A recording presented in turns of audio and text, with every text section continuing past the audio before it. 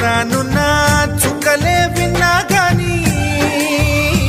కదిలించలేదా కాస్త కూడా నీ మనసుని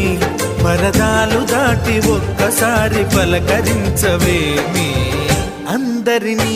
ఇలా వెంటపడి అడగాల సరదాగా నువ్వే ఎదురైతే సరిపోదా నిద్రపోతున్న రాత్రి నడిగా గుటికి చేరిన గువ్వల నడిగా